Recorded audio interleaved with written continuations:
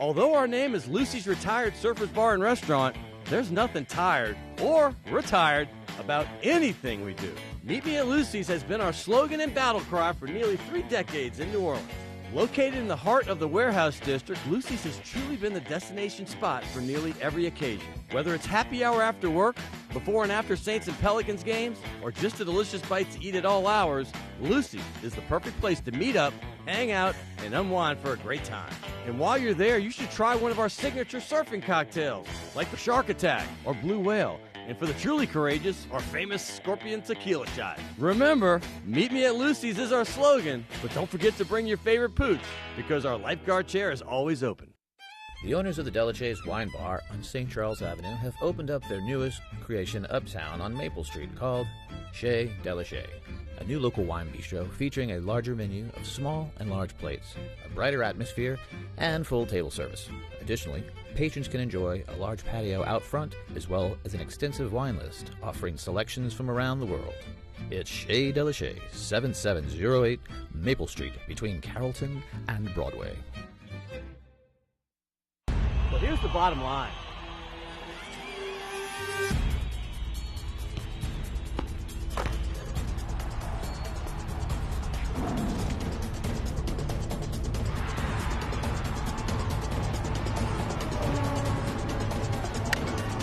Well, it's funny that you say that.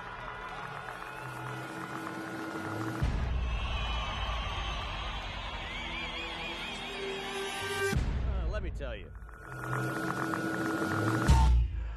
Good evening, and welcome to another edition of Primetime Sports. Hey, I'm your host, Scott Alexander, and I cannot wait to spend the next hour talking to you about the total solar eclipse. No, I'm just kidding. I hope everyone enjoyed watching the sun hide behind the moon yesterday, but if I go another 38 years without hearing the quote-unquote path of totality, well, that'll be just fine with me. I'm glad it's over. It was fun while it lasted, but good riddance. Hey, lots of sports news over the weekend, but perhaps the biggest locally, well, had to be the Saints' impressive preseason win Sunday night over the Los Angeles Chargers. Rookie running back Alvin Kamara got the game off to a great start, ripping off that beautiful 50-yard touchdown run on the Saints' very first offensive play. Hey, Kamara was absolutely fantastic in the game, but the Saints' defense and special teams were outstanding. Hey, the defense had played with a passion we haven't seen on this team in years, completely shutting out the Chargers while recording 8 sacks and incredible 13 tackles for loss in the game. And although nearly every player on that side of the ball deserves recognition, 3 of the free agents the Saints got in the offseason really stood out in this game. Linebackers Manti Te'o and A.J. Klein were all over the field, making and opening up plays for everyone else on the defense. Hey, the Saints, by the way, they might have also found a formidable pass rusher in Alex Okafor, who, by the way, looks like he might be in line for a big season. He was in the backfield all night long. Hey, also, I got to mention former Green Bay Packer Chris Banjo. This guy looks like an absolute demon on special teams, and we keep taking for granted Thomas Morstead, but he continues to prove that he might just be the most valuable punter in the league. Hey, first-round rookies Marshawn Lattimore and Ryan Ramczyk finally got their first starts in this game.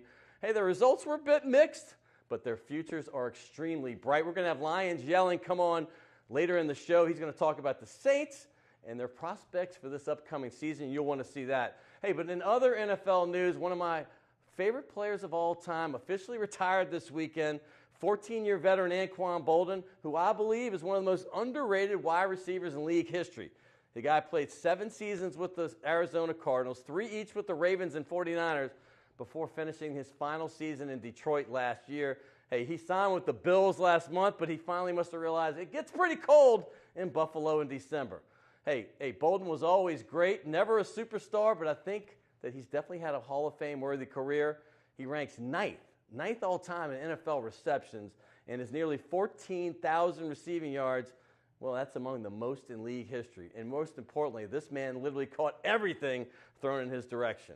Hey, you might not know this, but Bolden was actually a USA Today All-American quarterback back at Pahokee High School in Florida before head coach Bobby Bowden turned him into a receiver because he had a guy named Chris Winkie on that team who won the Heisman Trophy and also quarterbacked the Noles to their first national championship in 1999. But back to Bolden, he's a Hall of Famer in my book, a Super Bowl star with Arizona in 2008, a key member of that Baltimore Ravens 2012 championship. That was played here in February of 2013. Remember that, right in New Orleans. And he was Offensive Rookie of the Year, NFL Man of the Year, and a player who set 8 league records. Rack 'em! This man's going to the Hall. Hey, there's a few things I didn't get to last week because we had a lot of guests, but they're still worth mentioning. The Pelicans. Well, they got a sneaky good pickup signing free agent guard Ian Clark. This guy had a solid year last year with the NBA champion Golden State Warriors. And I'm telling you what, speaking of solid, he is very solid. He hits the three, plays great defense, and he's a player who should really help the Pels a lot, and at a very reasonable price as well. Hey, also, former LSU stud Leonard Fournette. Last week, well, remember what he said? He said the NFL was a much slower and easier league than he thought it would be. And he said, hey, man, the SEC was a tough league. It prepared him. But, oh, by the way, that first preseason game he played against was, well, that happened to be against the New England Patriots. So if they're slow and it's easy to play against them, I think he might have it easy the rest of the way. But I have 3 words for you, young fella. Lay low, Leonard. This league can be very, very tough on young players. And Fournette is currently still laying low with an injured foot. He will not play again this week. He sat out last week's game as well. Hey, in baseball news, another former LSU Tiger, this time pitcher Aaron Nola.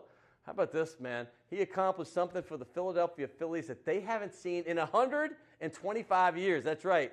After a slow start to his season, Nola has been absolutely red hot ever since.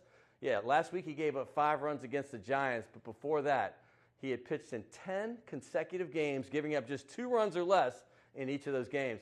No big deal? Well, the last time it happened in Philadelphia was 1893. That's right, I said 1893. Wow, congratulations, Aaron. Not bad, especially considering the Phillies are 32 games below 500 this season. And sticking with baseball, in the not-so-good baseball news, New York rookie superstar Aaron Judge was the toast of all the Major League Baseball throughout the first half of the season. The guy bat .330. He had 30 home runs and 66 RBIs at the All-Star break, on fire. And then he went to that All-Star break and won that home run derby with a record number of those 500-foot bombs he popped over there in Miami. But Judge has been in a massive slump ever since and now owns a Major League record that he probably doesn't want. On Sunday, he struck out in his 37th consecutive game, and it's still growing. It might even grow more tonight. His batting average since the All-Star break has only been 169, and his massive power numbers have almost been non-existent since that game and that home run derby. And in case you're wondering, Judge's 167 strikeouts this season are only 56 away from Mark Reynolds' single-season record of 223. That was set back in 2009. And with the Yankees having 39 games left this year, Judge certainly has a chance to catch him. Come on, Aaron. We're rooting for you, big fella. And oh, by the way, the Los Angeles Dodgers, I have to bring them up. This is remarkable. Back 2.5 months ago, they had a 35-25 record. Hey, that's good by most everyone's standards, right? However, since early June, the boys from Tinseltown have gone an astounding 53-10 in the last 75 days and are on pace to possibly have the best record in Major League history. That's right, I said history. Congrats to them. I'd like to see them keep it going. They're going to have it tough in the playoffs because they got the Cubs and Nationals. That is going to be a wild playoff run. Hey, switching gears to the fight game. You might have heard that MMA champion Conor McGregor, you know, that shy young lad from Ireland, well, he's fighting another quiet wallflower. That's right, Floyd Mayweather this weekend in Las Vegas. And if you have about $29,000 handy available to you, you can probably watch 2 of the biggest trash talkers in history on pay-per-view. Well, maybe it won't cost that much, but it's expensive. Hey, born Floyd Joe Sinclair, and I bet you didn't know that was his real name, Mayweather has won world boxing titles in several weight classes, including welterweight, light middleweight, lightweight, featherweight, flyweight, and just about every other small weight you can think of. And you may not like this guy, but Mayweather's tactical skills as a boxer cannot be denied. He's one of the best that's ever lived. Hey, if they were fighting in the octagon on Saturday, Floyd might be in trouble, but in the ring, it will take a miracle for McGregor to win this match.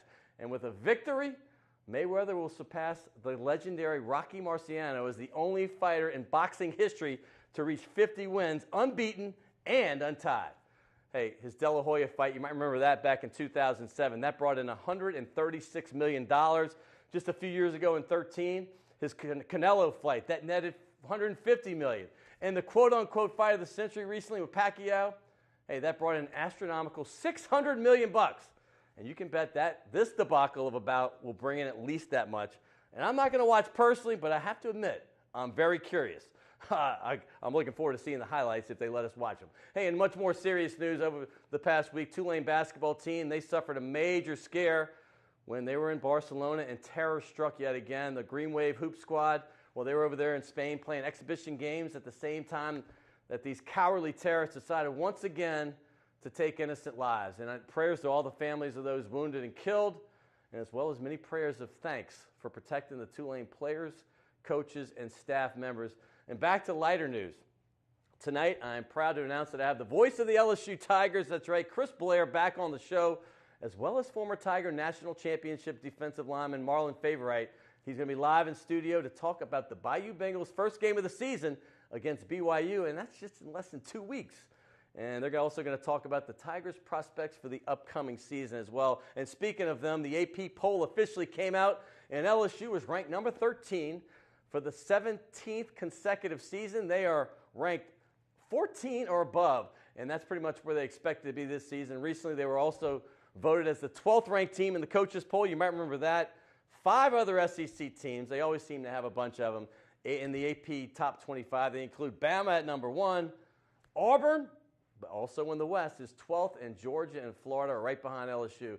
Tennessee squeaks in at number 25. And speaking of LSU, we've been counting down Cox Sports Television CST's top 15 moments to celebrate the 15 years since the network started in 2002. And this week, coming in at number 10, is the Tigers' takeover of the Dome in January. You might remember this, 2004. That's when they won the championship in 2003. 2007 and 2008, the Tigers invaded and took over the Superdome with impressive victories over Oklahoma, Notre Dame, and Ohio State. And they won a couple of national championships in the process. And don't forget, the Tigers also invaded the Dome, one they might want to forget, in 2012 after one of the greatest regular seasons in college football history and playing against their former coach. Well, unfortunately, that one didn't end so well, and I think you know what I'm talking about. And finally, although primetime sports, we're obviously a sports show, we like to think of ourselves more as sports and entertainment. And on that note, 2 great entertainers passed away this weekend. Iconic legends Jerry Lewis and Dick Gregory. Hey, both began their careers, you might not even remember this, as cutting-edge comedians, albeit with very, very different styles. Lewis, you know him, he's goofy, talented. His physical slapstick kind of humor made us all laugh. And the uber-intelligent Gregory with his witty, thought-provoking, sardonic humor, which always seemed to catch your attention.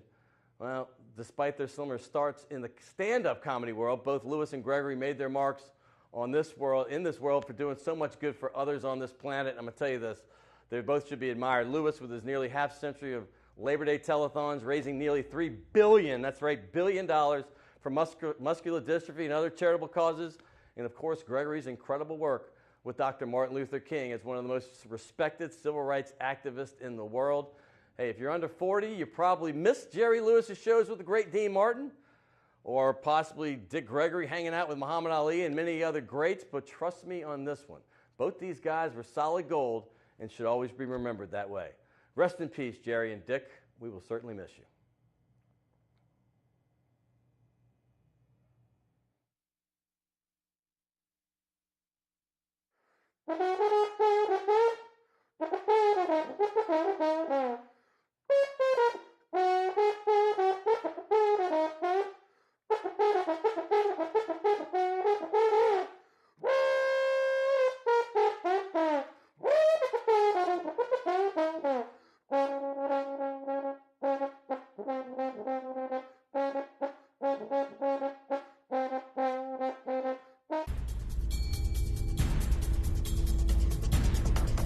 Well, that was officially my longest open ever. I'm out of breath, but I'll try to regain it right now because I have one of my favorite guests, if not my favorite. Well, you know him well. He used to be with WWL. He was first a writer, then he was on camera. His name is Lyons Yellin. Hey, Jimmy Fallon has his Justin Timberlake. We've already talked about this. You know, Johnny Carson had Joan Rivers. David Letterman had Terry Garr. Well, I've got my man, Lyons Yellin. Welcome to the show. Thank you. Good to be back. And he is the best free agent in the business. He is recently. Well, thank you. He just left his former job, and what's been going on with you, man? I think the city of New Orleans wants to know. Just kind of been watching from a distance a little bit, keeping my ear to the ground. Lot going on there. So Nice to make my first television appearance in a few weeks here. So. And you do it on this show, Primetime Sports. It's the only show I'd want to do it on. By the way, I'll say this. I've never had, I guess we've been doing this over a year and a half. I haven't had any guests other than John Brady, who is my basketball analyst more than 3 times, except for this guy sitting right here, who's been on at least 3 times that. So I appreciate you coming on yet again. Absolutely. First things first, everybody wants to hear about the Saints. And listen, I don't know if it's fool's gold or what, but they look pretty darn good on Sunday night. I want your opinion because what I love about you, you always say it like it is. Yeah, you know, I mean, it's been interesting watching from a distance, not being at practice every day and kind of reading about it and talking to people within the organization and players and just hearing kind of the vibe around that place. I think that the game against the Chargers could be a little fool's gold. I think it's a little too early to tell. This team's coming together. You hear all the same things you hear every single year, that the defense is going to be better, that the offense is still going to be as potent as always. But let me say this. This is the first time we've actually seen this other than practice in the last few preseason years that the defense actually really did look good. Look, it's their first preseason win in the last 10 games. So since 2014. It's been a while. It's been a while time since you saw a team actually pull out a victory. But look, the defense did play well the other night. The 8 sacks, they had 4 the first game against Cleveland. So what was really impressive, I think, about that unit was the play of the linebackers. Yes. You can tell that Mike Nolan has made a difference, that they have upgraded that unit in a big-time way, much more athletic than it was in years past. And so I think that'll help out the entire defense. And I'm glad you brought up Mike Nolan because obviously the son of Dick Nolan, the former head coach with the Saints back in their 8-8 year when they were pretty good in 79, then they went 1-15. Obviously, we know they had a drug problem in the locker room that year and everything dropped out. But the man knows football, and I think that's one of the sneaky good hires that people weren't talking about. It kind of went under the radar, but you can tell that this man knows how to coach linebackers. It was evident Absolutely. in that game. I mean, it's made a huge difference. And you got to remember, look at Manti Te'o. He played great the other night. 8 tackles, a couple for loss, the fumble recovery. But Mike Nolan was Te'o's coach in San Diego. Right. So those two have worked together before. So Nolan really knows how to use those guys. And I like the way that you're kind of seeing that they're going to press those linebackers up, run a lot of dogs, use those linebackers to hit the gap, try to rush the quarterback. That was interesting to see the other night. Now, it is a preseason game, playing against second-string guys. But it was nice to see the way they're using those guys. Let me say this. You said dog. I'm going to say this. That's what they reminded me of. They had that dog in that we haven't seen since maybe the 09 season, maybe in 11. But that 09 team had opportunistic kind of defense. They're getting turnovers, tons of sacks in the backfield all day long. Those linebackers were pushing the line back as well as the defensive line. And they had 13 tackles for loss in that game. That is what we haven't seen around here in a long time. No, that's significant. I mean, that means you're putting the offense on its heels. Yes. And really what we've seen over the last few years is the Saints' defense has been on its heels. So that's nice to see. I mean, the Saints only had 30 sacks last year. They have 12 in 2 preseason games this year. I don't know if that's indicative of what we'll see in the regular season, but it's definitely a good sign. Well, I'm going to say this. I touted the Alex Okafor signing, and it's a long way to go. I love this guy at the University of Texas. With Arizona, he played second fiddle to some of those other guys, but he still had an 8-sack year. And if he can do that for New Orleans, opposite Cam Jordan, and if the linebackers can play aggressive like they did, they will help out the young defensive backfield. Well, that was one of the highlights of that Chargers game was that Okafor sack where he just absolutely mauled Clements. And that's all A.J. Klein, though, helping him. It was. Because A.J. Klein was taking guys away, and he helped a couple of these guys get sacks. Think about when Cam Jordan steps back in there and he starts playing again. So, and then you've got Onyemata who's been hurt. You get him back, and you've seen some good push. I like Tony McDaniel, the way he played the other night. They're batting down passes, things we haven't seen. Absolutely. Yeah. So you see some depth there. I like Okafor and Kakaha kind of switching off at that defensive end position. You're seeing Kakaha put his hand in the dirt. And, and I think he can find some success there. I got to have fun with you. You were at the draft in Philadelphia. You were on the show. That's maybe the last time you were here. You were on the show literally the day after you got back. And we talked about the draft, and you know, the draft has been so up and down, mostly down lately with the Saints, so you have to be a little skeptical. However, you did tell me flat out that Alvin Kamara was a terrible pick. Have you changed your opinion a little bit about it, yet. I didn't say it was a terrible pick. Re-roll the tape, Will. I didn't say it was a terrible tape. pick. I said I wouldn't have traded up to make that pick. But just tell me, what do you think about him now? No, look, I mean, obviously, how can you fault a guy that takes the first carry of the game 50 yards for a touchdown? That was a huge play. And then he has a 22-yard reception. I mean, the guy is obviously explosive. He obviously fits into what the Saints want to do and is going to be an unbelievable weapon when you put Breeze and Ingram and Peterson all on the field. I mean, when you have all those running backs to choose from, the weapons are just immense on that side of the ball. And I thought you were just sore still because he transferred from Alabama to Tennessee and all that, but roll tide for you. But hey, I got to say this. Okay. But don't you think that this has been what's missing in the Saints offense since Bush and Sproles have been gone? That explosive guy. They tried Pierre Thomas. They've tried guys like Cadet. They haven't had the explosive third down back, and that is what's been Peyton's bread and butter throughout his career in New Orleans. He's definitely that, but I don't think we've really seen him in that position just yet. I mean, when you look at that run he had the other night, I mean, that was playing the traditional running back spot. You know, ran off tackle. But he's explosive. But he is explosive, and that'll be what's interesting to see. And the continued development of a guy like Ryan Ramczyk. I mean, he had some ups and downs the other night as well. So, you know, I still want to wait and see. It's a second preseason game. It's easy to get excited, but let's see what happens once maybe they play a few plays against the first team in the regular season. All right, I've been thinking of you a lot lately because you asked the tough questions, and I kind of wish you were here all the last 7 to 10 days because a week ago, everyone was talking about Delvin Breaux being traded because he is not suiting up for practice. And I sat on this very show a week ago. I said, that's the most ludicrous thing I've ever heard. Why would you trade a guy at his low value anyway when he's not practicing? And this is a guy as a first-round talent if healthy, right? So then it comes out right after the show that, well, the doctors misdiagnosed his broken leg, and they said it was a bruise. And my thought process is, why do you think a guy that comes back from a neck injury that he had to sit out of football for 6 years to come back and play in the NFL is going to sit out practice with a bruise? Are you kidding me? And then I was supposed to have Keenan Lewis on this show today. He bagged me at the last second. But bottom line, you had some experience with Keenan Lewis. I'm going to let you take it from here because this is very interesting to me. So, I mean, look, this is a systemic problem throughout the organization and has been for years. The team trying to rush players back, deny the fact that they're injured, push them a little bit too hard. And then I think you had a medical staff, a training staff that is telling Sean Payton what he wants to hear and kind of misdirecting players into what is in their best interest in terms of their health. And in an era in the NFL when you hear so much about player safety, this runs contrary to everything we're hearing from the league and everything we should be hearing from this team. And you go back to a guy like Keenan Lewis, who insisted that he was hurt, and the team kept pushing him out there, gave him additional conditioning tests during training camp that caused him to get injured again. He's gone through multiple surgeries. And you see it again with Delvin Breaux, them trying to push him out there, say he's not injured. This is a big problem, and there's a big problem with trust in the organization with these doctors.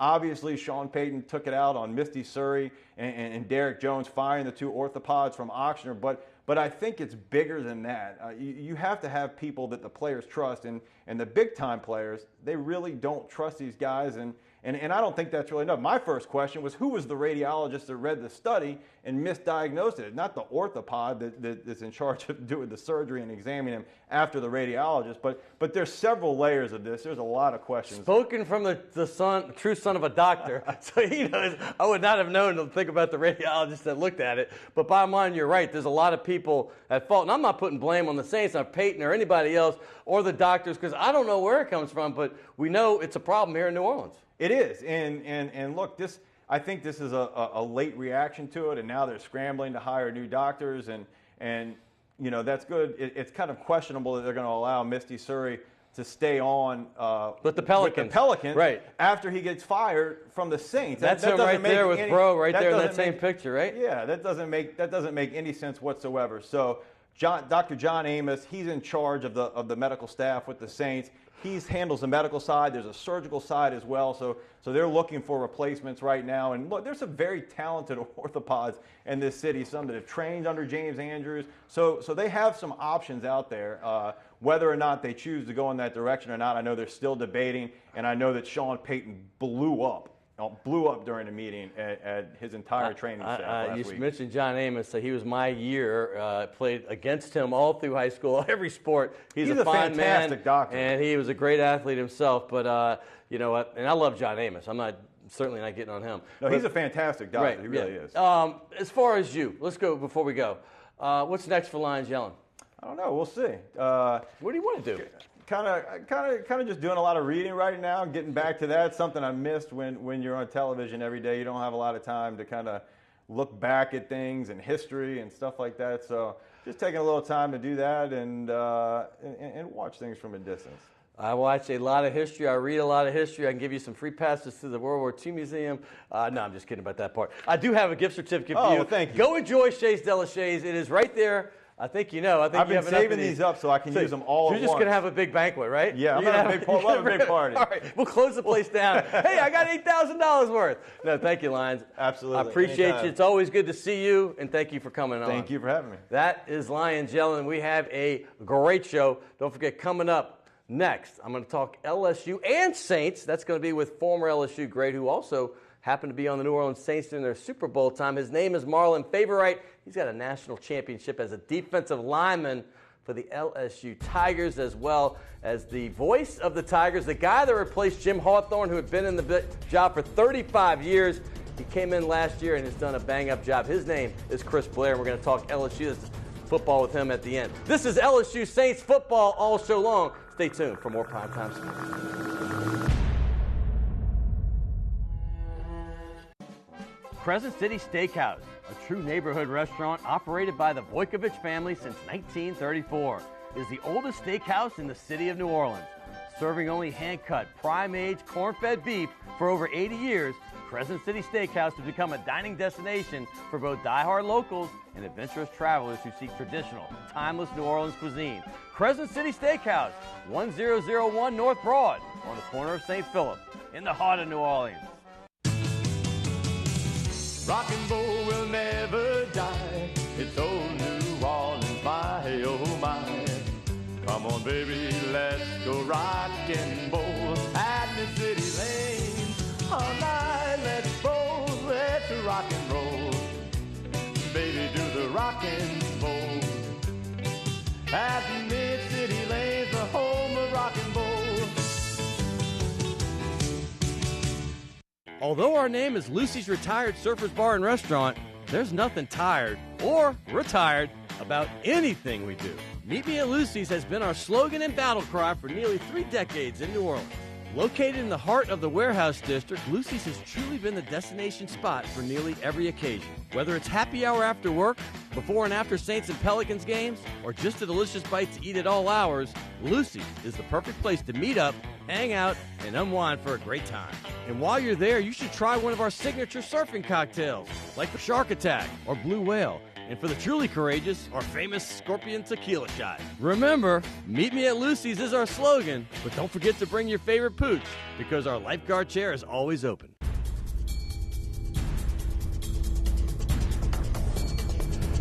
Welcome back to Primetime Sports. I told you this was our all-football edition. We just touched on the Saints with Lyons Yellin. Well, now we're going to talk LSU. Don't forget, my next segment is with Marlon Faber. We're going to combine the two, LSU and, of course, the New Orleans Saints. But right now, it's all Tigers. And who better to have than the voice of the LSU Tigers? His name is Chris Blair. It's not easy replacing a legend of 35 years like he did with the great Jim Hawthorne. But I'm going to tell you what, by all accounts from my buddies in Baton Rouge, and, of course, I listen down here in New Orleans, he's doing an incredible job. Not just a good job, an incredible job. And here he is, Chris Blair. Welcome back to the show. You were on about this time last year and even the year before when you were still in Statesboro, Georgia, with Georgia Southern. I had you on the radio show back when I was with ESPN Radio, right after you got the job. Do you remember that? Oh, absolutely. In fact, I was in my office, and I got a few media requests there after it was announced on that Saturday. But you called it. I want to say it was Monday. Probably like 1,000 media requests, right? And so I went to work, and then we set up the call, and then being at Georgia Southern, I was excited about the move to LSU, but I still had a job to do in Georgia, so I decided to take that phone call and do the interview outside. They didn't want you to spout LSU up in their offices at Georgia Well, Southern? they probably wanted to be all Georgia Southern. But Right. anyway, I went outside, and it was only about 110 degrees with 120% humidity. But anyway, you were one of the first folks I got to talk to in Louisiana. So. Speaking of the heat and humidity, you brought up something because I lived in Atlanta for a couple decades. Every time I would think it was really hot in Atlanta, I would come back home to New Orleans visiting, and I was like, okay, Georgia is hot. It has nothing on New Orleans. You've been here in Louisiana now, I guess, for a little over a year, maybe a year and a half. First of all, what's the heat been like? And secondly, how's the Pelican State been for you? Well, first of all, in Atlanta, you kind of get the sun. So you get the heat of the sun. But when you're in the lower southeastern part of the state of Georgia, true, you get the very humidity. similar here because you're on the coast. true. So you not only have the heat, but you have the humidity. It feels like you're wearing a hot, wet blanket all the So time. you're used to it. So I was fairly used to it. But, you can get as used to it as you want to be. But when that really hot day comes, it's still miserable. Miserable. Not that big a deal. Able to handle it pretty easily. Well, you've been through now 2 baseball seasons as the voice of the Tigers, 1 basketball season, 1 football season. I had you on last year on this show right before. In fact, our studio just opened because we were in the old studio. We came here. I think you were on the first show. But after 1 football season and now going into the second, what are your thoughts about announcing games in Tiger Stadium and all over the SEC? Well, the one thing for me personally is I hope this year around the games will slow down. Just like the coaches and players. I mean, you get in an atmosphere like that at Tiger Stadium or any of the road venues you go on, frankly, with that type of crowd, that type of electricity, you tend to come out in those first couple of minutes like you're shot out of a cannon. Right. So my goal this year is to kind of slow the game down a little bit because my job ultimately is to be the eyes for people who aren't there. Sure. It doesn't do me any good and certainly not them any good if I'm all over the place. So I think having 1 year going through it will prepare me this year to be able to slow things down, look at things a little more analytically, and be able to describe it a little better. At least that's the hope I'm going for. Well, let me say this. For those of you at home, this guy's voice, you can hear he's got rich pipes, but he calls a fantastic game. I'm not kidding you. Turn down the volume of the TV. Turn this up because you won't be disappointed. Fantastic. And let's talk about this particular team. Obviously, LSU ranked 13th, just came out in the AP poll, 12th in the coaches poll. Lots of, I don't know what to say. I mean, a lot of unsure position battles going on. Do you think that's a fair ranking considering how many players they lost to the NFL? Well, I do think it's a fair ranking. And I've said for many years that the most useless poll in America is the preseason college football poll. But they got to do them. When I look back at last year, Scott, I really look at a team that, as we went along through the season, I felt like maybe was a little overrated. Yeah. They had some great talent. They always do. Right. I come into 2017, having been around the guys in spring football, having a year with Coach Aranda as the defensive coordinator, Coach Ogeron now as the head coach permanently, the atmosphere they've created. Then you add a Matt Canada, the offensive coordinator, who I was a big fan of since his days at NC State. Yes, that's right. You get a sense that number 12, number 13 may be exactly where they need to be because I think this team may be a little underrated. SEC Media Days, there wasn't a lot of talk. It was kind of like, is anybody going to compete with Alabama? How good is Mississippi State or Ole Miss going to be? There really wasn't a lot of talk about LSU, which I think may be a good spot to be in simply because they can go about and do their business. I think they're going to surprise a lot of people. I love the spot. I happen to remember a national championship here when they were ranked around 14. Correct. So you never know. This team obviously always will have a lot of talent. A lot of names that people might not have heard. We know the Darius Geises. We know obviously some of the defensive studs. But are there any guys, you said you've been around the practices, that just stand out to you that we don't know yet, or maybe the casual fan doesn't know yet, but might become a household name soon? Well, I think because Danny Etling's 100% now, I think you're going to see an integration of the receiving core. And I think you had DJ Chark, who probably is the most well-known returner on that squad. But I think you're going to get to know a number of those guys, from Dylan to Jacoby Stevens, who has converted from defense now to receiver. He's taken to that because he played it a little in high school. But he was able to really get up to speed at the college level over the last 3+ weeks, with fall camp. So I think the receiving core can be playmaking abilities, and DJ Chark may be the only one that's a household name at this point. And he was really the third receiver. I mean, you had Malachi Dupree and you had Traven Durrell when healthy. So this guy obviously has the skills, but there's one that intrigues me since we're talking wide receiver. Lester Earl was a great basketball player from Louisiana. His college career was checkered with LSU and then Kansas, but his son, who doesn't share his last name, is Drake Davis. And this guy is an incredible athlete, 6'4", 220. I've been hearing great things. Yeah, he's one of those guys that I think you knew about last year. You knew he was a part of the team, but he's going to be one guy that could make big plays. And that's one of the things Coach Canada mentioned earlier this week when addressing the media, that he's got a lot of playmakers. You may not know it. And a lot of people haven't seen them in action as of yet. But I think the receiving core has the potential to be one of those that can stretch the field, find those little holes, intermediate passing game, and then break it. They all talk about the ability of these receivers to make the easy catch, the short catch, the mid-range catch, but then make things happen after the catch. And when you've got a combination like that, you've got a number of guys you can rotate, I think the Tigers can be in good hands. Before we get to more players, I have to ask you this, because you were around Ogeron when he was an assistant, head coach, Coach O, of course. Now he's a head coach. What's that like? Because this guy's got so much energy. He's infectious to be around. I mean, he's contagious, and it rubs off on you. But you've been there so many times up close and personal. Let us know as fans what he's like to be around. What you see is what you get. And I know that's an old cliche, but Coach O was the same to me when he was the defensive line coach as he was when he was the interim head coach and as he is now as the head coach of the LSU Tigers. That's refreshing to hear, isn't it? Absolutely. Yeah. He asks about my family whenever I see him, asks how the wife's doing, how the kids are doing. Always loves to talk football. And the thing I love about him the most is the way people react to him. I mean, they are so proud of the opportunity he has. And you get a sense real quickly, he understands, the expectations. And he takes those on gladly, because this has to be just an incredible opportunity for him to be back here at LSU leading the Tigers out of the chute each and every Saturday at Tiger Stadium. Well, I feel like I know Coach O fairly well, but after watching Tim Brando's thing with him this past weekend, that was spectacular. Coach O, everybody in the country is rooting for this guy. You touched on Dave Aranda, but that's another guy I want you to kind of let the audience know. They call him the Mad Genius. Obviously, I have a lot of friends in Wisconsin, lots. I used to recruit there a lot when I was an agent. So I know a lot of folks, and they hated that he was going to LSU. But the fact is, Wisconsin's kind of like the northern version of LSU. They party a lot, they have a good time. But Dave Aranda, in your mind, what makes him so special for this LSU defense as their coordinator? Well, I think that his track record tells you how successful he is. What I find fascinating about him is he literally, when people say he's the Mad Genius, I picture him in the film room almost as a scientist in the lab. He's looking at who he has on his roster. He's looking at where their strengths are. And then from year to year, that defense is going to change. Not completely, not a complete overhaul. He'll base everything out of a 3-4. But the fact that he says, hey, I've got some guys who are better pass rushers, maybe we put more edge rushers on than we do traditional linebackers. In a sense, it's an amoeba-style defense where as the players come in and they're recruiting each year, he then kind of molds it, it kind of contorts a little bit into what will give them the most success. And in this day and age, when you have a very short amount of time to be successful, I think that's the best approach. And I don't know that anybody does it better right now than Dave Aranda. And his future is just ultra bright, isn't it? I mean, this guy's going to be a head coach somewhere soon, probably sooner than later.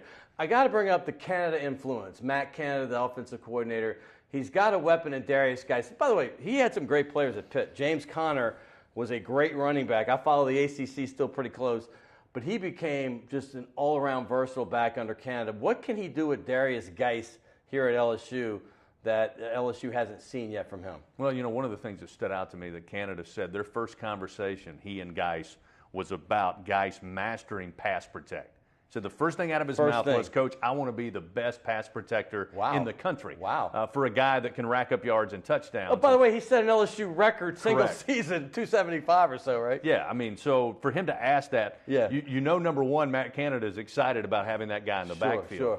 But, I think he can put him in positions not only with handoffs, but also in the short passing game to get him in space to make big plays, because Geis is one of those rare guys that can outrun you. He can run around you. He can cut away from you, but he can run right through you. So the fact that he can do all of that, Matt Canada in his offense can utilize Darius Geis in so many different ways. So that's the excitement. And also I'll add, Canada and Aranda, different personalities. Right. Canada's a rah-rah guy, very similar to Coach O. He gets guys fired up to run through walls. He's loud. Coach Aranda, a little more cerebral. When he has a conversation, it's pretty close, but they use the same terms. They use the same terms when they talk about what they're trying to do, matchups, advantages, and they both have an amoeba-style approach where based on each year who we have, great running quarterback, passing quarterback, power running back, or better receivers. They kind of fit that offense to the personnel, which is, kind of, I think the way more teams, not only in college but at the pro level, are starting to go from a coaching standpoint. Well, you remember this. I got a nice gift certificate to this restaurant, Shays de la Shays here. When you come in, make sure you bring your wife, your kids, all of them.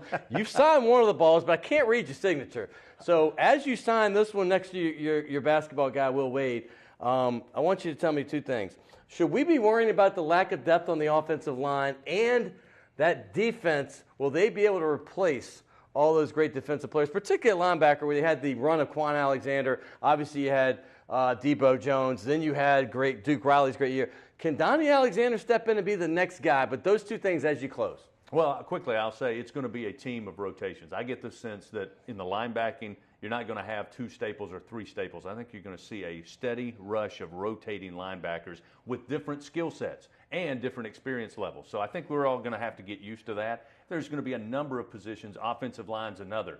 The only upside to having a shortage or a lack of depth on the offensive line this early, knowing it to start fall camp, yes, sir, is that you're getting some very talented young players, reps with the 1s and the 2s. And hopefully the guys up front stay healthy, but at least they got to be ready to go. And they've been prepared for that now for 3-4 weeks. And I think that gives them at least a little leg up heading into the season. Well, I had Carl Malone on this show. There's KJ, his son. I am excited for this offensive line, particularly him. By the way, I want to thank Chris Blair. This man is so busy this time of year. He came all the way up from the capital city down here in New Orleans to come on the show and took some time out of his schedule. So I appreciate you so much. No, thanks, Scott. Thanks for having me on, man. Best, appreciate it. We'll have you on right before basketball season, or maybe middle of it, or sometime in there. Anytime. You might be working with a friend of mine, I heard. I don't know. Go Tigers. But go Tigers for him.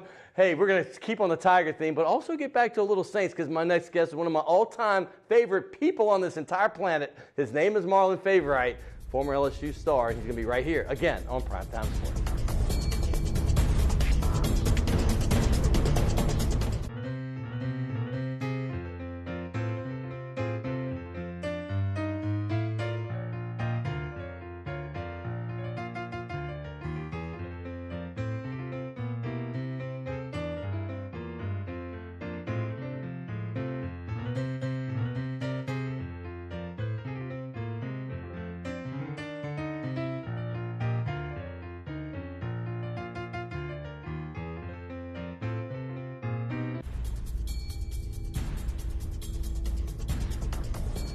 Welcome back to Primetime Sports. Always love the beautiful piano sounds of my man John Papa Grow. You remember from Papa Grow's Funk.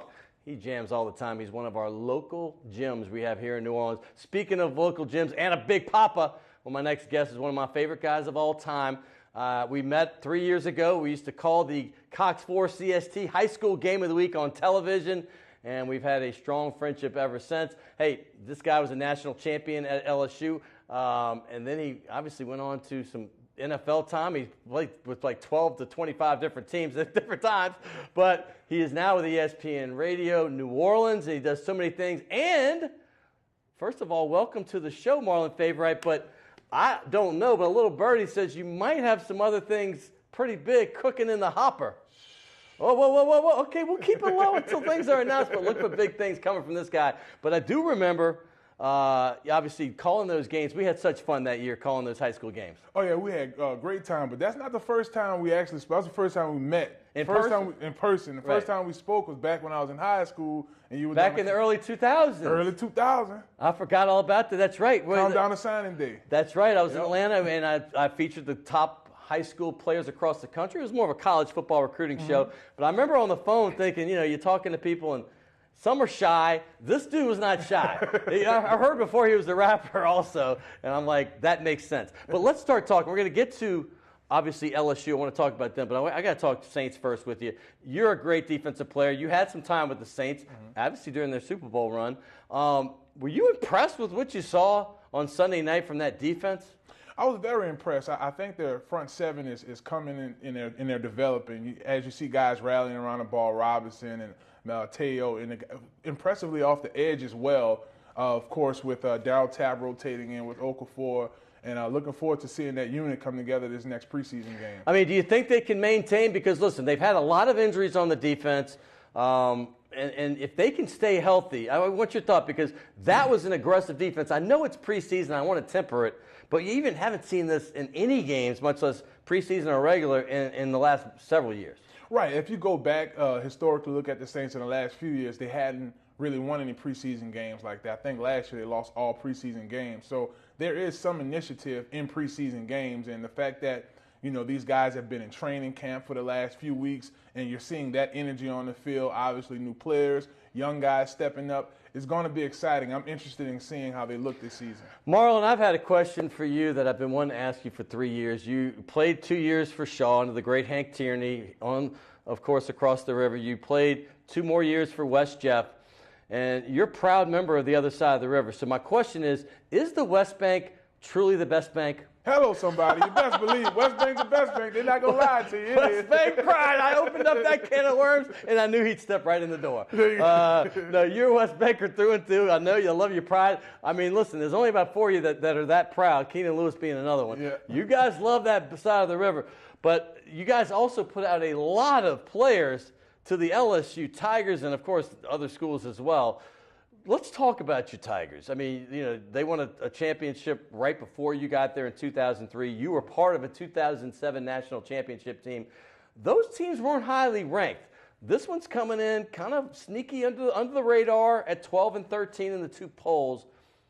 What do you think about this team's chances this season? Because there are a lot of unknowns. I think it's pretty accurate. I mean, for most fans, they'll probably look at the Florida game, and they'll probably look at the Alabama game, and they want to wonder, can this team stand up to the test? I like to look at little stuff like this. We have the fastest guy in college football, Dante Jackson. Hello. One. Next, we have the best defensive end in college football, Arden Key.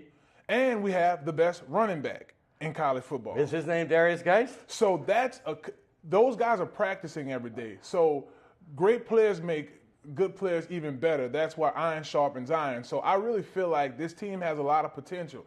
And it all starts from the top. And I think with Coach Orgeron, the chemistry and the environment that he's created around those guys gives them an environment to really strive, really do great. He comes from great leadership, coaching under Coach Pete Carroll. He has head coach experience, man, and he's just the coach, man. Even when I speak to him now, when I go up there, he's opening the door. Hey, Big Fave, man, what you doing, man? Man, how the family doing, man? Everything good with you? How great is that he's welcoming the players back? And I'm not saying Les didn't do that, but certainly didn't do it like Coach O. You guys have to appreciate that. Yes, we do. As former players, man, I'll tell you a quick story. I'll try not to be long. Please don't.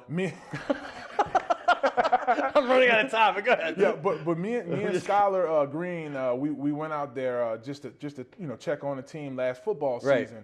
Right. And we went over there, and he's like, hey, Fade, man, what you and Skylar doing, man? Good to see y'all. Y'all gonna talk to my team? So it was like, cool, unannounced, just go ahead, and we went, and Matt Flynn happened to be there. Just ad-libbed it. He said, come on in and talk. Just ad-libbed it. That's cool. And, man, Tam had told me, she said, Fave, you delivered just one great speech to the team. And he was like, man, thank you so much. Where you going? I said, I was going to shoot back to New Orleans. Nah, man, I need you to go to sit down with the defense. I want you to stay for practice.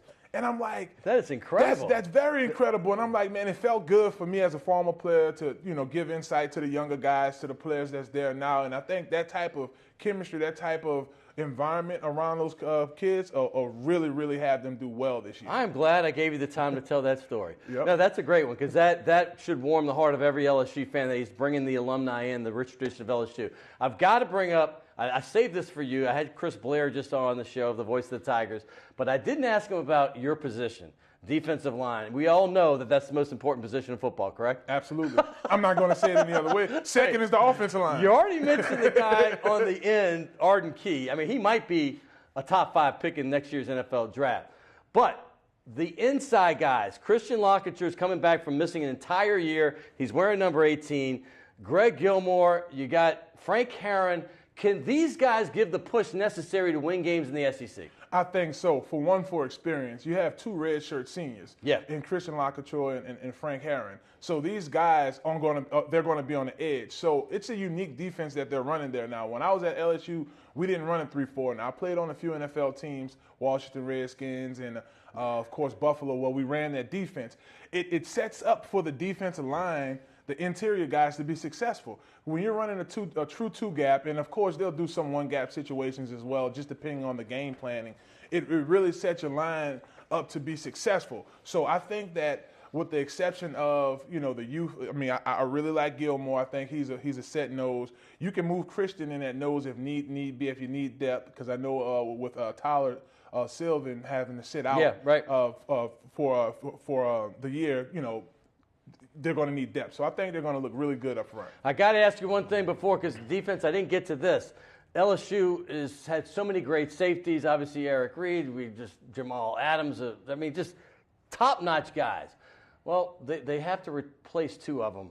That's a position. You got good corners in Tolliver, and, of course, you already mentioned Dante Jackson. But at safety, can these young guys, like Paris and obviously, other guys replacing them, can they get the job done? John Battle's another one. Can they get the job done? We only got about a minute left. I think they can get the job done. It's a great I really trust Dave Aranda and his defense. I think that they're really spending a lot of time this training camp to develop these guys, man. So we'll see a lot in the open. I know BYU, they're not Alabama or Florida State, but I think that we'll see a fired-up Tiger team. Look at that. Look how they left us last season. That Louisville game They was gave you a lot of hope. The hope. Heisman Trophy winner got put back in his place in that LSU defense. I'm a Dave Aranda believer, and even more important than that, I'm a Marlon Faber believer. You know I love you, my man. Same here, We brother. go way back, like 3 years. Actually, we go back 15 years when you were in high school.